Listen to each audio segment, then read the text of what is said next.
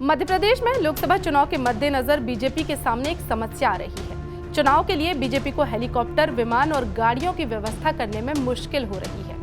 दरअसल विधानसभा चुनाव के समय बीजेपी ने एजेंसियों को दी जाने वाली 55 करोड़ रुपए की पेमेंट रोक दी थी, इसलिए अब कई एजेंसियां पीछे हट गई हैं। वहीं लोकसभा चुनाव में केंद्रीय नेतृत्व ने भी बीजेपी शासित राज्यों को साफ कर दिया है कि वो किराए से हेलीकॉप्टर और विमान के साथ ही बाकी व्यवस्थाएं खुद ही करें। मध्य प्रदेश में पहली बार ये स्थिति बनी है कि पार्टी के पास रिजर्व में ना तो कोई हेलीकॉप्टर है और ना ही कोई विमान। इसका कारण है विधानसभा चुनाव के समय का करीब 55 करोड़ रुपए के पेमेंट का रोका जाना।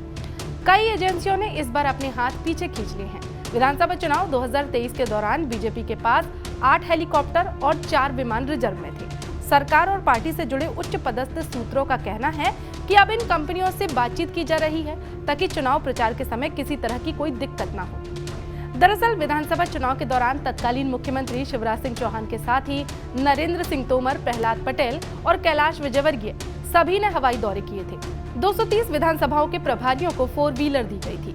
कई पदाधिकारियों के पास अलग से वाहन भी थे, यानी कुल करीब 350 गाड़ियां किराए पर ली गई थी। इसी तरह होर्डिंग लगाने वाले, नुक्कड़ नाटक करने वाले, कॉल सेंटर और एलईडी वैन लेकर घूमने वालों को भी बीजेपी ने सक्रिय किया था, लेकिन इन सभी का पेमेंट रुक गया है। हेलीकॉप्टर और विमान का ही 3 एजेंसियों का 7 से 10 करोड़ रुपए बकाया है। टैक्सियों का भी करीब 5 करोड़ रुपए का पेमेंट नहीं हुआ। सिर्फ भोपाल की बात करें तो 80 से 90 लाख रुपए यहाँ बकाया चल रहा है।